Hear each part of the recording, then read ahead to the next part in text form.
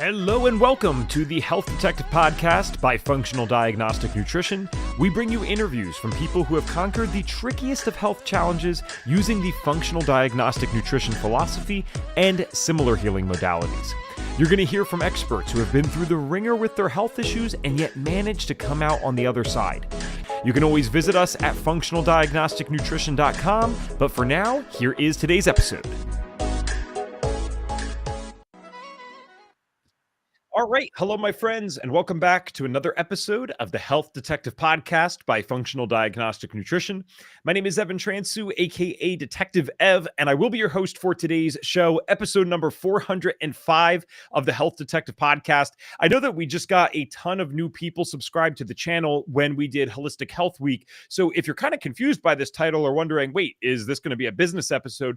This is actually something that we've historically done. So as health detectives, we not only need to be great at the health side, that should be a given, but then once you get all this good detective skills or have these good detective skills and you know how to utilize the labs, sometimes the next endeavor that oftentimes for some people in our space can be harder than reversing severe chronic health issues is, wait, how do I go do the business side? How do I get clients? How do I show other people that I can actually help them? So we love to sprinkle in the business conversations on this Health Detective Podcast because we know that is what you guys need. As always, we will have a chance for you guys to ask questions. How this normally works is we wait till about 25, 30 minutes in on our podcasts, and then you can drop them in the chat. But I like this. It feels good to be back doing podcasts again after our long 2 weeks off. So I will read our guest's bio today. I don't think I have anything in particular to shout out.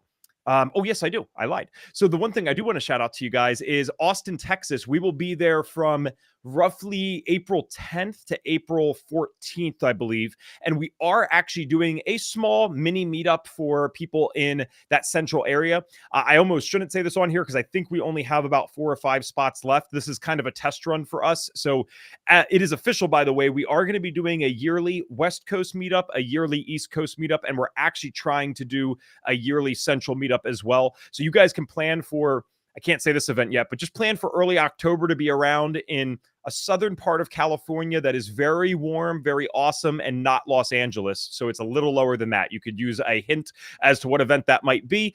We'd love to see you guys there. But this event and this meetup, I think, is happening on that Saturday, whatever that is, between April 10th and April 14th. So reach out to us if you would like to be a part of that.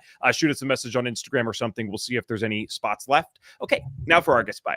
So Joanna Lott is a business coach who helps qualified coaches attract clients with honesty, not hype. As the host of the Women in the Coaching Arena, a top 2.5% globally ranked show, she provides practical strategies to help coaches grow thriving, sustainable businesses. With a track record of successfully selling executive and career coaching services to both organizations and individuals, she has now supported hundreds of coaches in building profitable, integrity-driven businesses through strategic marketing.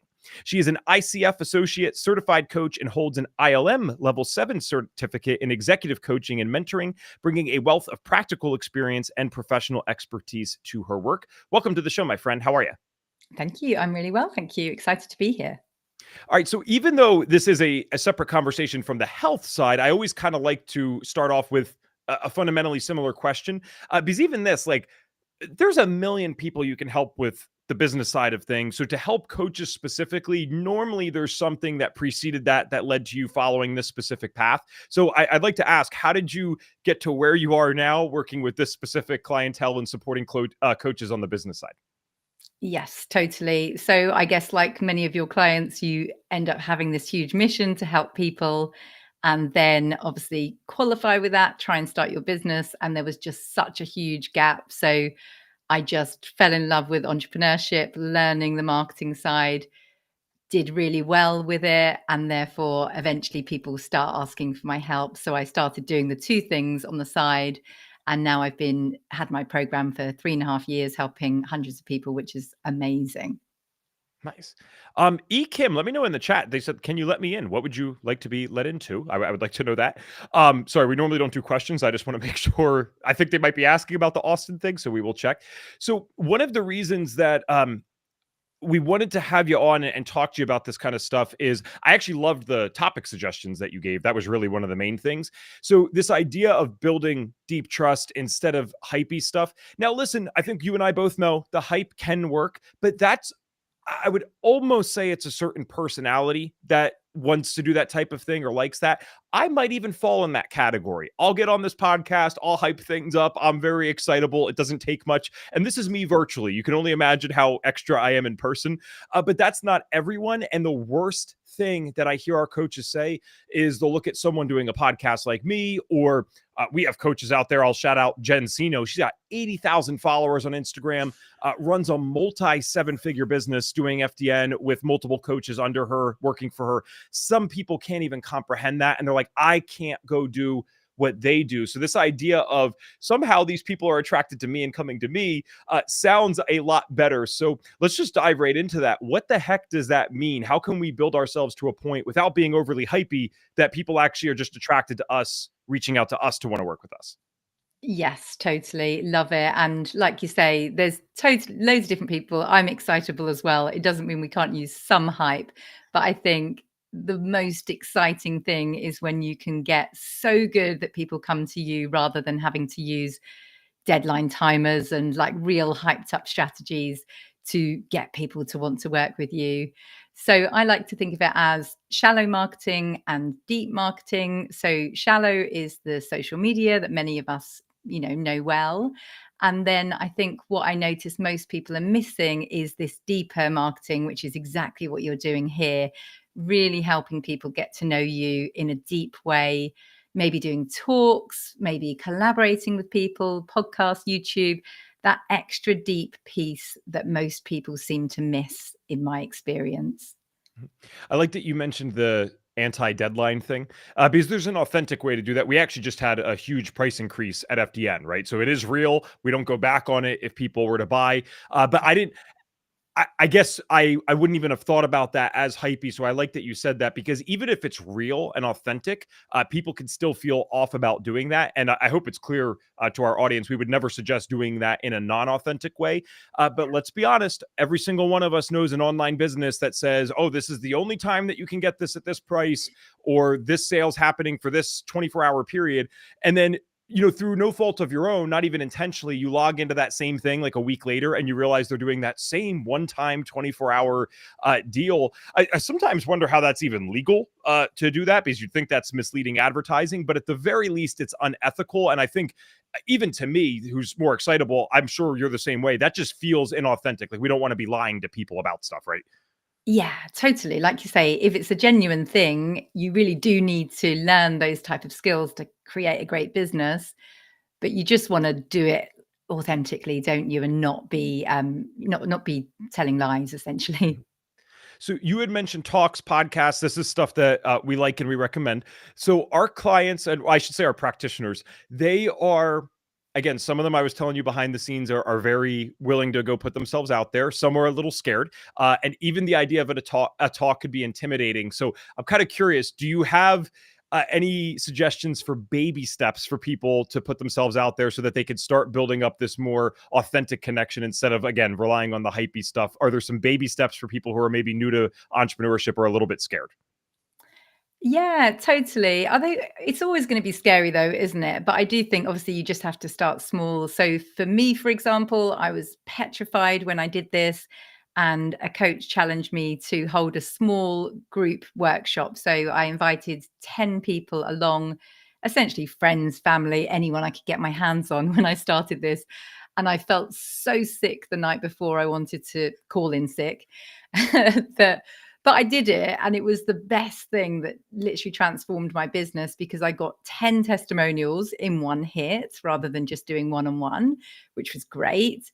And I just got over that awful hurdle of doing that scary talk for the first time with people who wanted me to succeed. So that was kind of my first experience of doing something I was really petrified about, like holding this group workshop. Mhm. You touched on something already too, and I don't want to be overly blunt, but I do think this is a message some of our practitioners need to hear over and over again. You almost said it like kind of lightly, but there's actually a really profound thing of what you said. You said, Well, hey, it's always going to be a little bit scary, right? And I don't think some of the people out there that are getting into this world of business, and this isn't just true for FDN, there's a million health coaching programs out there that people are experiencing the same thing. I'll be honest with you, I don't think they do think that way. A lot of their adult life might have been fairly comfortable. Depending on the job that they have or the career that they have, they might not be operating with a little bit of nerves that they have to overcome every day. And you can correct me here if you think I'm wrong. I feel like if you're going to get into entrepreneurship, you are signing up for almost a lifelong journey of, hey, you have a little bit of nerves. You shouldn't be petrified. We don't want to live there all the time. That'll burn you out. But there is going to be a little bit of nerves and you have to overcome it. Do you think that's just par for the course with entrepreneurship, or can there be a time where it's a bit more chill? I'm not there yet. Well, the chill part. Every day you're like, when is this comfort zone pushing out going to come back and just let me relax? So I do hear you. And I did spend most of my life in a very comfortable job, avoiding anything that was scary. So it was a huge transition to learn to do this. But that's why I know that anyone can do it, because I was the least risk averse type person. I always classed myself as an employee type of person. I didn't think I would ever be an entrepreneur. My sister was, my mum was, dad was, but I'd always said, that's not me. I could never do that. I like being told what to do and just doing it really well behind the scenes. So, but then I'm loving having the experience of growing my potential. So I think if you can shift those scary things into you growing your potential, which hopefully health practitioners will want to do, then it's actually growing you more than growing your business most of the time, entrepreneurship. Oh, I love that you said that. Reed Davis is the founder of FDN, and we always talk about this idea that entrepreneurship is really a personal development journey, and that's not something that we're told when we're younger, right? Like there is actually the opposite stereotype that people that get into business and shoot for a bunch in life, they're greedy, they're selfish, all this stuff. It's like, guys, yes, there is a unfortunate fraction of a percentage of billionaires and people that are making a lot of money out there that, yes, are probably not great people. Here's the thing. Those people exist even at the lower levels of life too, okay? So they are everywhere. I'm sure we all know some unfavorable people. They just get spotlighted more when they happen to be celebrities, billionaires, or whatever. So the reality is some of the most impactful, inspirational people I've ever had the privilege of coming across were business owners, because they've spent 30 years of their life putting themselves out there, getting scared, having to learn new skills. So I think if I could just show our health practitioners sometimes that the health journey is almost the same as the business journey. And I really mean that, because think about this. If you have an autoimmune disease, right? This is true for many of our practitioners. They had an autoimmune disease and then they've overcome this. They're in like permanent remission and they feel great. Do you think that they're the same person on the other side? Like, obviously not. They had to become someone else. I'm like, the business side is just doing this forever. Like you'll constantly become someone better and new. So I was wondering too, because you talked that you're not in the chill phase yet. I wouldn't call myself chill either. At the same time, I would say that this is kind of like a muscle that can be built, and you might be more scared in the beginning than ever before. And then it gets to a certain point where it's like, here, what's the muscle thing? Like you feel the fear and you just learn to do it anyway. And the fear kind of settles a lot quicker. That's been my experience. Do you think that's generally accurate for you and the people that you work with as well? Oh yeah, 100%. Like I've got a huge event tomorrow. Last time I ran the event was the first time I'd ever run it, and I was petrified. Now I'm like, I haven't even prepared for the event yet, and I've got to do this in the morning. So I think you really do harden up by just doing the thing. And now I'm like, oh, fine, no problem tomorrow, because it's my second time and it's fine, you know. Yeah. So when we teach ourselves our whole lives that the second that we feel fear, we either run away from it or back out, well, that's the muscle that we developed. When we change that and say that when we feel fear, I can feel it, but this is not something that's going to change my actions. This is not going to be something that changes the fact that I get on live with you. It's not going to be something that changes the fact that I reach out to the client.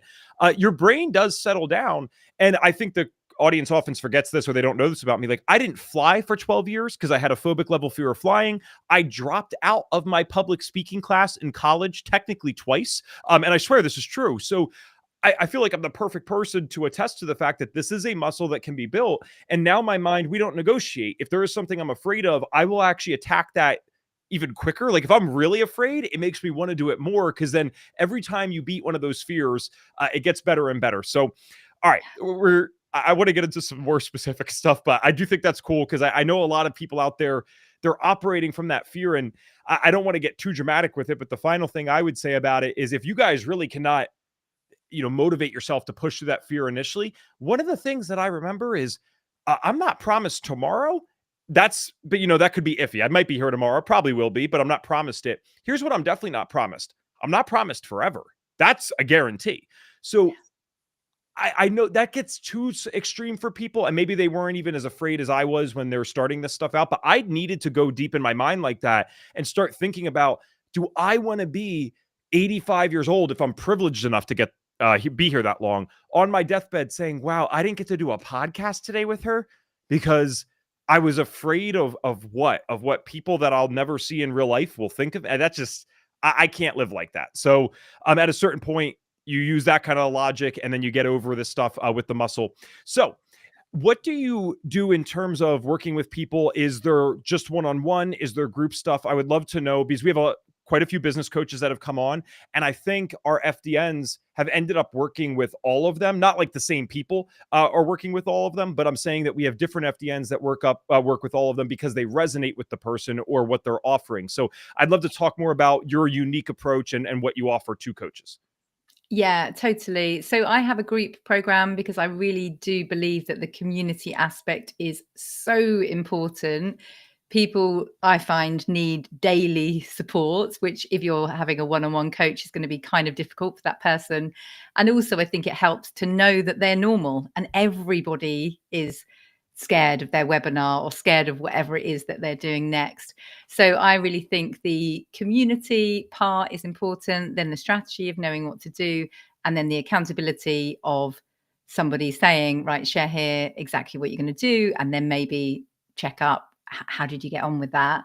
So those three things for me, the community, the accountability, and the strategy, come together to create a great business. So, and they're a part of a community then of people going through a very similar experience to them. So it's not even just that they get you, which is great, but they're also like kind of battling maybe some of the same fears with people who are going through something similar. Yes, totally. And I work with people at different stages of the journey. So some people might be just starting the business, some people might be a bit further along, but then it's great for the people further along because they see how far that they've come, and it's great for the other people because they can see where they need to get to. So I quite like that thing of different versions of the same journey, essentially. But it also helps people not compare themselves so much, because I just don't think you can always be right. Week 1 we do this, week 2 we create your offer, week 3 we do this. I do try, don't get me wrong, because I want people to really just hurry up and make progress, but sometimes people just don't, and it takes some people a lot longer than others. Mhm. So for a lot of our coaches, then this is a big assumption, but let's assume that they can kind of move past the fear side and they're moving themselves along. I think one of the other things that they really want to do is they want to stay within integrity. And that's who we attract at FDN. Like they want to stay within their values. They're very conscious of people's money, but they also know that they need to charge a certain amount to be able to fill their cup so that they can actually pour it out. Because if you just keep doing things for free, that's not going to work. So what are some of the ways that you can kind of help coaches build a business while still staying aligned with their particular values? Yeah, I think straight away you need to realize that your business is designed to help people. Therefore, you are offering an amazing service that's going to change people's lives. So, the more you can get it about your client and not about you, the better. I think people paying will make them actually prioritize it in their life. I don't do anything unless I pay to do it. It's just Yes. an obsession of okay, I need to, LinkedIn, for example, I was growing this quarter. I had to buy into a quarterly LinkedIn thing to make me do the work every single day on LinkedIn. So I think it's actually quite kind and generous to offer people that service, allow them to commit to buying their own transformation, essentially. So yeah, I think that's the initial starting parts anyway. Mhm. And what do you think then? So I kind of want to transition just a little bit. What would you say are some of the biggest things that maybe most coaches are promoting in terms of the way that they have to get clients that might even be myths in your opinion? Because I know even for myself, like I might say some suggestions sometimes and I kind of wonder like, well, does everyone have to do that? So like, do you think that there's some things that are being promoted online or by a lot of business coaches that almost might be myths that people don't actually have to do to get clients? And then if so, what are those things? Yeah, totally. I guess social media, I have had really successful clients, 100K plus years with no social media at all. So I do think you can easily get sucked into thinking it's essential. And whilst it's useful, I have seen lots of people do without that. So it's not absolutely essential.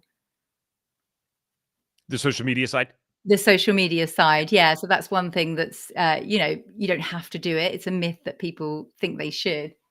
Sorry, my daughter's crawling on the floor. Imogen. Listen, we're like Go. a real show, so that's probably the cutest thing ever. Like watching her try to crawl as if we can't see her. That makes it an even better show. So, that's funny. That's a first on our show. And I actually appreciate you bringing up the social media side because health issues don't discriminate. And the reason I'm mentioning that is we attract all ages at FDN. One day I will literally be talking to, my friend Veda, so she is 22 years old and has her own FDN practice, does very well for herself so far.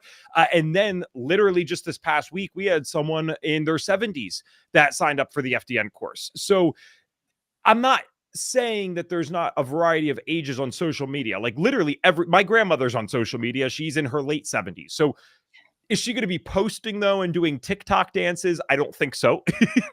So she might want to approach it in other ways. So then kind of going back to that before, what we were talking about before, if social media isn't a requirement, putting yourself out there in some way is though.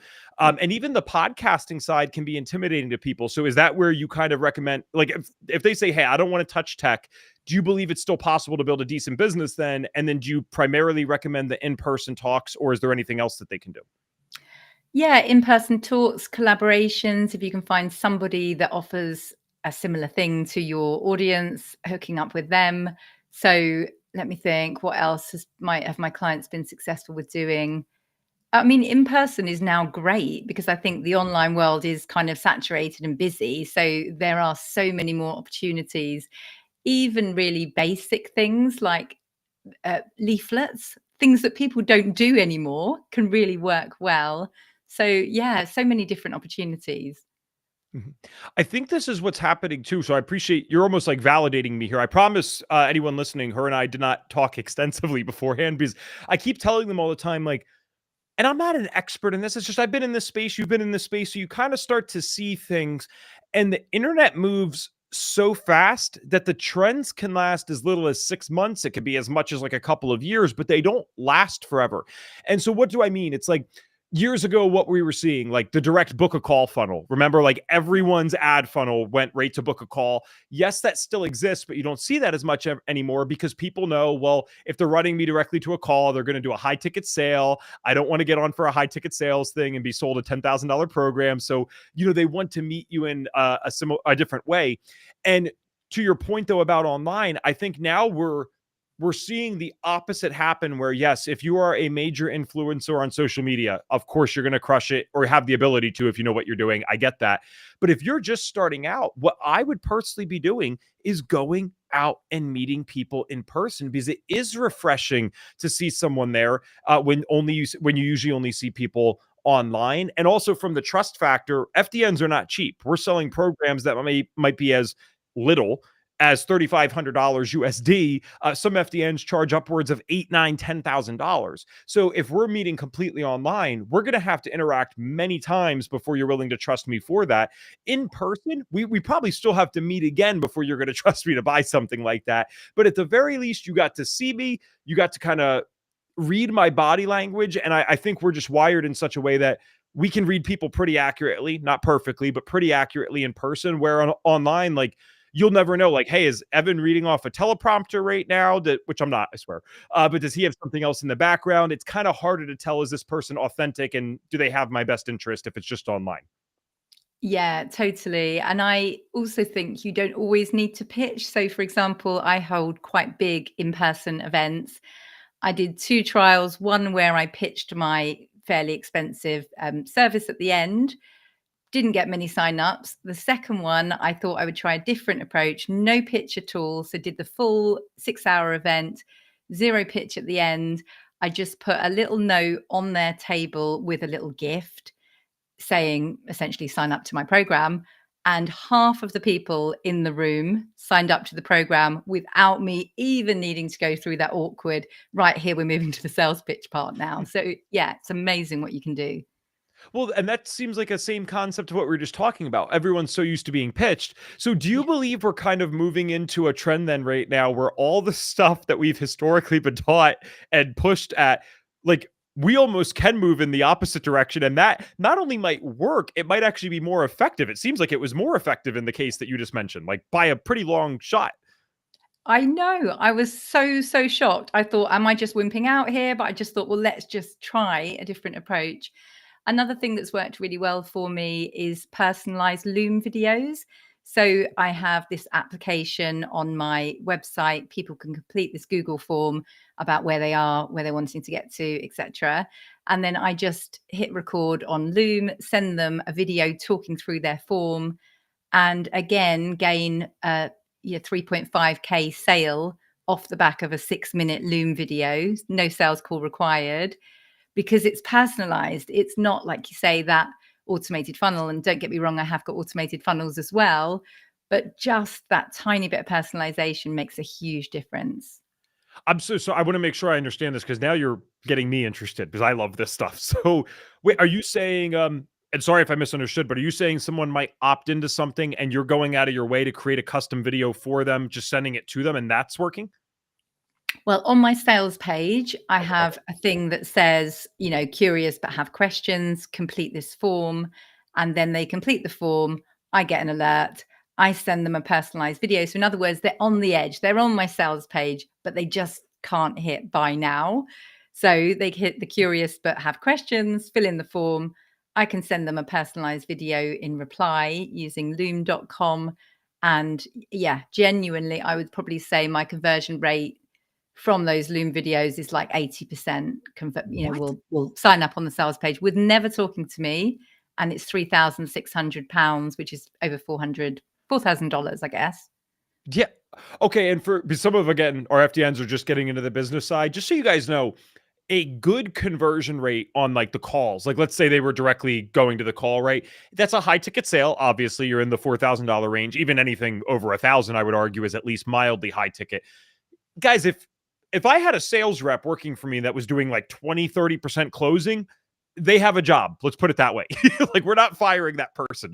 So the fact that you have now taken this, and let's be honest, you probably spend less time doing the Loom videos than you would the sales call, right? At an 80% conversion rate on a product like that. So you're saving time. You can do the Loom videos when you want and not on some set schedule necessarily. And you have a higher conversion rate. That's brilliant. Way higher. My sales calls definitely need improvement. I always overrun to an hour. Yeah, my sales call conversion is way worse than this. Yeah. So it's amazing. Like you say, 6-7 minutes, do it in my own time. They don't feel the pressure being there in front of me, feeling like they have to say yes. So yeah, amazing. Give it a try. I think this is such a great time to be in business for people that are honest, good people, which is most of us. That's 95% of the world. I genuinely believe that. It's like, I think, again, we've been told since we were kids, there's like this idea that you almost have to lie in sales or you have to mislead people. It's like that is not true. I don't think that was ever actually true, that that's the majority of businesses or people doing that, but people believed it. And now what's happening is they're so done with the tactics, they're so done with the crap that everything is value based. I don't know if our coaches would pick this up, but you would definitely know this. Have you noticed the trend in YouTube where a lot of the big names now, what are the videos? They are long format, except they're extremely high value. You're like, oh, an hour video, this is going to be a bunch of, kind of crap. They're going to be doing fluff. That's what it would have been 5 years ago. Now it's like, I can't believe you just gave this in an hour video for free on YouTube, but that's what the market's demanding, right? Oh yeah, totally. The content has to be so good now, so educational, like your paid product pretty much. Like Mhm. I've, as I say, been focusing on LinkedIn this quarter and providing unbelievable value in carousels or one-page cheat sheets. that previously would have been lead magnets because you think it's too valuable to just give away. But now you really do have to provide amazing value. And I think it's just part of your mission. If you can help people take that step, I like to think of it as a staircase. Your ideal client is at the bottom, you're at the top, and they need lots of little steps, to lots of little mindset shifts. They try something that makes them feel better. They remember you, and eventually they will buy from you. And I think if you can just lead with value, you can trust that they will buy from you. Like I have an evergreen program, no deadlines, no nothing. People can join tomorrow or they can join in 6 months. And, I consistently have filled it now for 3.5 years, every single month without fail, because I just know if they attend my webinar 6 months ago, I don't need to think, oh my gosh, no one bought from my webinar, because guess what? 4 months later, I know that they will, because I'll stay in their world, keep giving value until they are ready to make the move. All right, so this is very timely because I see someone already asked a question in the chat, and we're right around the 30-minute mark. So if you guys have questions, throw them in. I'm about to get to that. I actually had 2 quick follow-ups for you. So when you say value, some of our coaches might even be like, okay, well, what do I put out there? Do I give all this stuff? So I am curious on your approach to this. Like, I've seen some business coaches, at least this is what they claim. They're like, I actually teach everything that I offer online, and if people just went through my stuff and actually did it, they would get most of it, because there's still going to be people that want to pay for help with implementing. I look at what we do as FDNs, like we have lab testing as a core part of our offering. I always say to them, you might as well give all the other stuff away for free, because they're still going to need you eventually for the lab testing. So when you say provide value, do you believe in like, should there be something that you're gatekeeping and keeping for yourself? Like, how do you know if you're giving too much away or too little? I guess that's what I would, how I would word it. How do you know if you're giving away too much or too little? Yeah, it's a great question, actually, that I'm debating a lot at the moment in my own business, because I do have people go, you've changed my life. I've got a business now just from listening to your podcast, LinkedIn. And you're like, oh God. And it can feel a bit frustrating. But I do find that they do come back. But yeah, it's a really delicate line, isn't it? Like, but I do think now with AI, people can generally find information everywhere anyway, and YouTube and all of the things.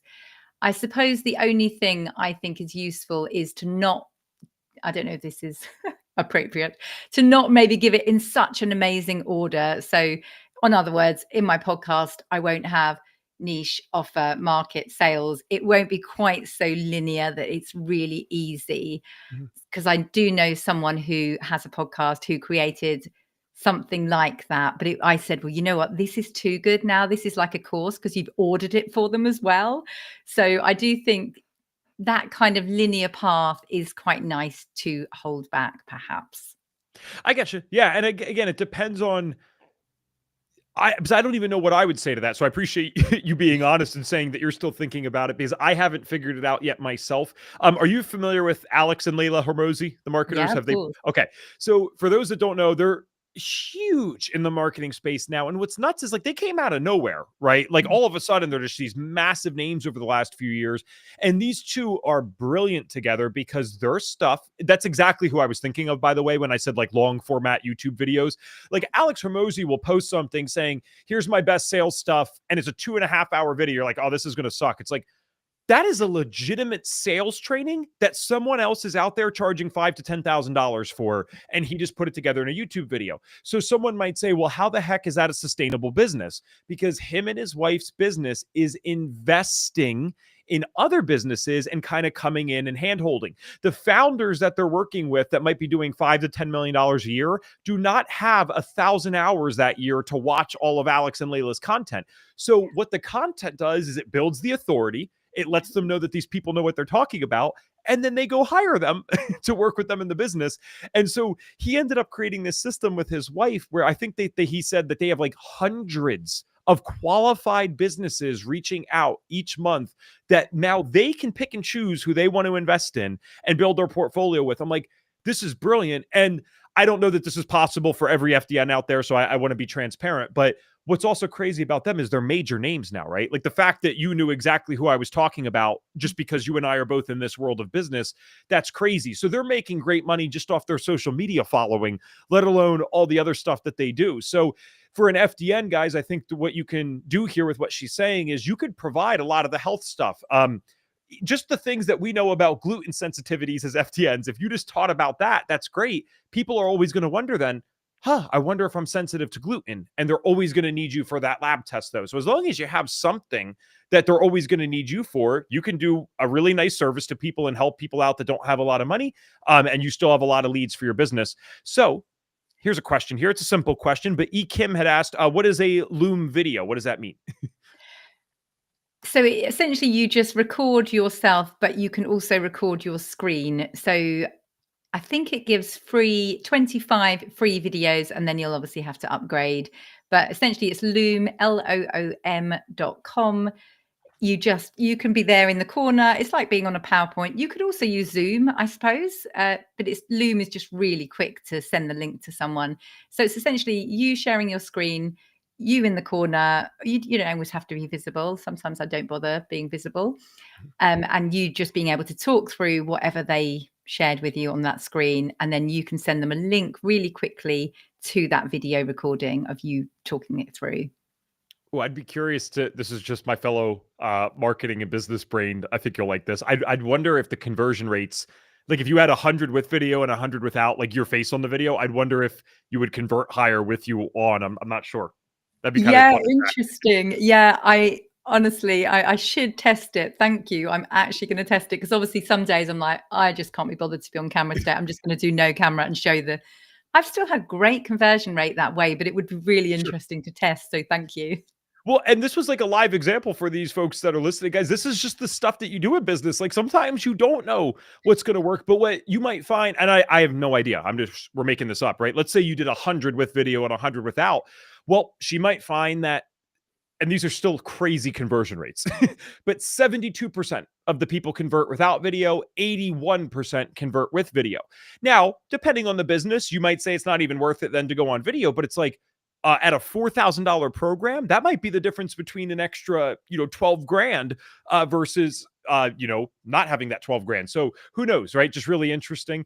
And I appreciate your Loom idea because I admit I will totally steal that. I think that's brilliant. And I love FDN knows me as someone who's like just interested in this value first thing. You don't get on these things and lie. You just be very transparent with people. And I'm just thankful that they allow me to do that here because that's a good way to do business. And it's kind of fun that the market's trending onto that. So for those, I kind of want to go back to the social media thing for a second. So for those that are not on social, do you like, is this someone, if they never wanted to do social, do you actually believe that they can go out there and have a business that runs for them full time? And when I say runs for them, I don't mean that they're not doing the work. I'm sorry, but not automated. But a lot of our FDNs just want to replace their jobs. So they're looking to maybe make $75,000 to $125,000 a year USD. Are you seeing coaches consistently be able to do that, even if they're not utilizing the social media side? I wouldn't say consistently. I would say it's still hard work. So, as in, you need to be incredibly proactive if you're not going to use social media. So, I've also got a sales strategist who works with inside my program. She doesn't use social media at all. But she's really sociable. So she will be out there looking up events to go to. She came to my event and she spoke to every single person in that room. So she is proactive. So I suppose you need to weigh up, like, to be honest, that's my idea of hell, trying to get out there in person. Like, as you can see, I've got young children, as you see, crawling along the floor. So I just don't have time to go to events and do that. So for me, social media actually works well because I can do it in my own time, same as podcasting. So I think it's about you figuring out what you like doing, but you will need to do something. So if you don't like social media, then you do need to be sure that you will go out and talk to lots of people. So they are the people that I've seen succeed. Or, for example, director of the local networking group, something they've taken a really active role in doing something else if you don't want to do social media.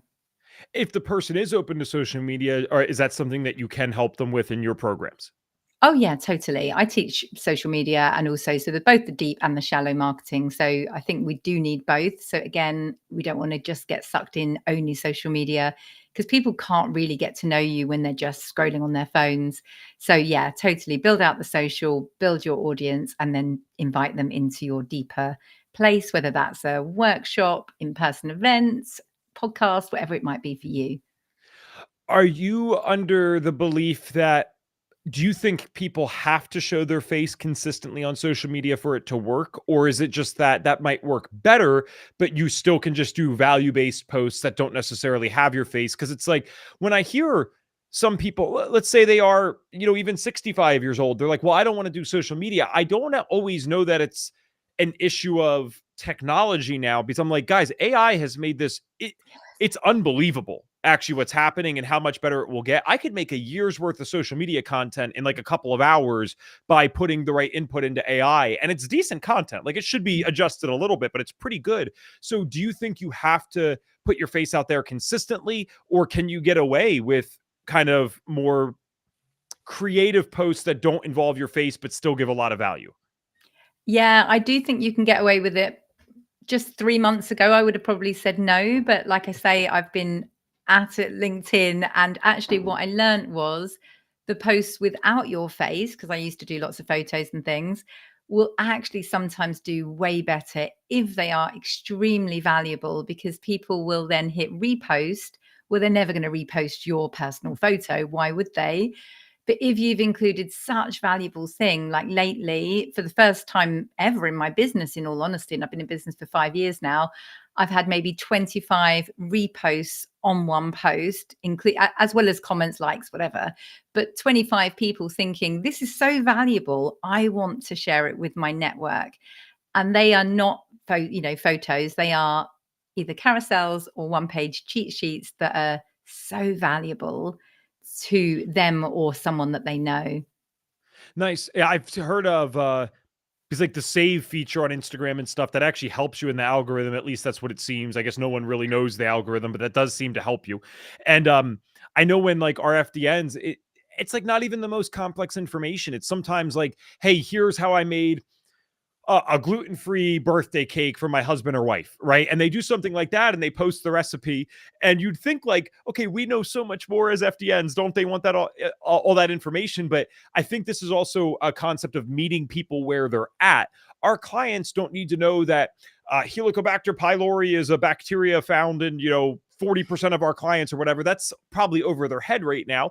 They might know that maybe I shouldn't eat gluten. I've kind of heard that that's bad from some celebrity out there, but I don't know how to be gluten free. And so if you post something like that and meet them where they're at, it can help. This was kind of my final question around this type of stuff. Then we'll move into client testimonials, people, and where people can find you. But I wanted to ask, you already mentioned the niche side. So to me, I cannot find one business coach yet that is against niching down. They all seem to promote that. And so I think that there's principles to be learned. Like if everyone is different, but agrees on one or two things, I think that those one or two things are probably very important. So when you listed that off, is this something that you teach your practitioners and your people, or sorry, your clients and people in your group programs how to do, is how to niche down properly? Yeah, totally. That's sadly for everybody listening who probably doesn't want to niche, that is honestly the first step that makes everything in your business easier. So totally, I would highly recommend obviously getting clear on why you want your business, what your goals are. Then second step, niching. Third step, exactly what you're offering as tangible as possible. And then marketing, sales. Yeah. Mhm. And do you recommend that as much if someone is exclusively building in person? And the only reason I ask that is because I've always felt that the niching side is really important online because I might be talking to so many people. I've kind of wondered, like, all right, if I just did it in person, could I get away with just being like I might be the only FDN that they ever see in person, whereas they might see multiple FDNs online. So do you still recommend that you have a solid group that you focus on working with even in person and introduce yourself as that person? I would recommend it, but I know lots of people don't want to do that, hence why they are out networking and doing different things. So I do think you can carry it off a lot easier than you can online, because if you say help women do something and you're in a room full of men, clearly you don't want to say, oh, I help women do XYZ. You can change it in the moment, which is really exciting. But ultimately, for your own sanity, I would probably just try and get that niche, and you know who you're talking to. I think of it as radical empathy for your ideal client. You know them inside out. So you can start to have amazing conversations, because that's what I always get. People are like, which is a marketer's dream. It's like you're talking directly to me. It's like you're in my head. It's like, because I know you inside out. That is my specialism. Well, and when you understand that, it helps with, like, even going back to our question before, how do you provide value? Well, the value, or the things that, like, my dad perceives as valuable, he's not into health. So that's going to be different than the things that my mom perceives as valuable, who's super into this stuff because she was sick, right? So value is also subjective. Everyone likes money. Most people enjoy that. But outside of that, value is kind of subjective. So unless you know that person, you don't even know what value means to them, right? So totally agree. And again, guys, if there's one topic that every business person that I know of comes up with and says, you probably should listen to that one thing and maybe nail that down. That's just my opinion. All right. So what I like to do at this point in the podcast for the last several minutes is, if you have any like really cool client testimonials that you're able to share, just a story that's special to you. I like the dramatic ones if we can, like maybe someone that, they've never even gotten a client, or they just feel like they're at the end of the rope. Like, maybe I shouldn't even be doing this coaching thing. They came to work with you and you really helped them change it around. So are there any stories like that stick out in your head? Yeah, I think one client, for example, paid an Instagrammer, like an influencer person on Instagram. I'm getting confused about influencers now. She paid her £5 to put one story on her Instagram page, and she gained 60 discovery calls overnight and 1,000 followers overnight, just from one 24-hour story on Instagram. And she paid this influencer £5 to do that. And then luckily, gave me a great case study, because she literally had her business made, 60 discovery calls overnight. I think she maybe only converted maybe 20, 25 of them, but obviously from 0 clients ever in her life. That was amazing. And that was after a group call where I talked about exponential growth activities. So, with no audience, which she had no audience, how can we start thinking about utilizing other people's audiences? So she did an amazing job doing that. And you said, wait, the influencer only charged £5? Yeah, totally. Obviously every person's different. So maybe this person didn't usually do it and it was the first time, Yeah. or something. I don't know. She obviously got extremely lucky, because I'm sure it's usually a lot more than that. Well, but that is very cheap. But the point I wanted to get across, because I think that's a brilliant idea, right? This person didn't even have an audience and they were able to kind of pay to play. And yeah, I'm sure, my gosh, she could have a 5% closing rate, and that was still worth her time and money to take those calls. You're going to learn a lot. You do 60 discovery calls as well. You're going to become very good at this very fast.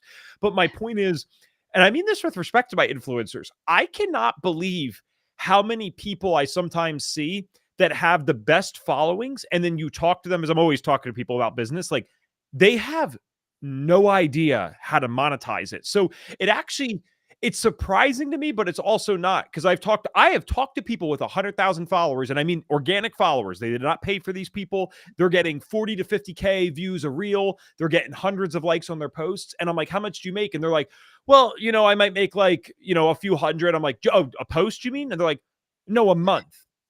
I'm like, Yeah. 100,000 eyeballs and you're making a few hundred a month. I'm like, so I don't know what it is, but there's like this interesting personality that I have seen that seems to love that influencer thing, and they build it up. Maybe they just, like that attention. I like attention too. I have a podcast, right? I'm not perfect. But they don't know how to monetize it. And so it's funny. Sometimes the people making the most money are the ones with 1,000 followers on Instagram, and it's mostly friends and family and people that they've met through networking over time. And then those people with the larger followings, they might, they might not have used it as great yet. So £5 is very low, but heck, how much would she have paid for those Yeah. 60 calls? I'd probably pay £1,000 for something Yeah. like that, depending on, is she selling a higher ticket coaching thing? Yeah, exactly. I think maybe it was 1,500. It's not extremely high, but high enough considering she'd had 0 clients Yeah. So before. if you get 60 calls and then again, even 5 of them bought, I probably would have paid that influencer 1,000. So Yeah. I think the lesson here, guys, for the last thing of the show is reach out to influencers and don't say your number first. Ask them what they charge and start there because Because it might be £5. That's an yeah, awesome story. I've never heard that. yeah, and you're so right. I'd never thought about it before, but the person she paid, weirdly enough, it's an anonymous page. So, like you say, a completely faceless page. No one knows who this person is. She's just built up this following over years and she doesn't monetize it at all. So, like you say, she probably just had no idea when my client approached her. So she just thought, oh, well, I'll just see, there's no big deal because she's not monetizing it at all. So, yeah, interesting point. Well, and it was a face. Sorry, now I'm getting way too curious about this particular thing, but it was a faceless page too. It was just It about a was a topic. Yeah, a faceless page about a topic that she was passionate about. So my client doesn't even know who this person is. Yeah, just no one knows. All right. So I don't know if you'd recommend this to your client, but one thing I would say is I think this is a spiritual principle, guys. I'm just saying if I got 60 calls off that and some of them closed, I might just give them a $500 tip. Like, hey, I'd love to do this with you again. Thanks for charging me $5, but here you go. Like, get yourself something nice because there's probably a good thing to do there. And you're an honest person too. So I feel like that might be something that someone like you would do. If that happened to me, I honest to God would give them more money afterwards just because I'd be like, one, I'd want to do it again. Right. I definitely want to do it again in a few months. And two, that's an unbelievable price. That person, Yeah. I'd love to talk to that individual and say like, wow, yeah, what are you doing that you love this topic so much that it's not even about you having the image, right? Because not that this is a great thing, but you can understand why some people are almost like narcissistic in today's world, right? They want to be seen. So it's not even that. You just have this random page and £5 for a post for 60 calls. That is one of the best things business wise I've ever heard on here. That's very cool. Good. So where can people find you if they would like to work with you? I actually saw on your website too. I don't know if you're going to shout this out, but I saw this. I think it's some type of success planner for coaches, and I thought that would be really interesting. So where can they find you and get that downloaded? Yeah, totally. So my website is joannalottcoaching.com, and yeah, you'll see the success planner straight away. So it will essentially take you step by step through the process of building your business. And I also do free monthly reflections and sort of co-coaching events to take people through that planner. So yeah, super place. And also I have a podcast called Women in the Coaching Arena. So Okay. And signature question for you. I normally ask what's one thing people would do for their health. In this case, we'll go to business. So if you had an ability to wave a magic wand and you could get all of our practitioners out there to do just one thing for their business, what is the one thing that you'd recommend that they do? yeah, I would say very specifically tell your friends and family exactly what you do because it sounds so obvious, but usually it's the one thing people avoid because you think, I don't want to ask my friends and family for anything. I don't want to bother them. But you're not asking them, you're asking them. Every person knows 250 people.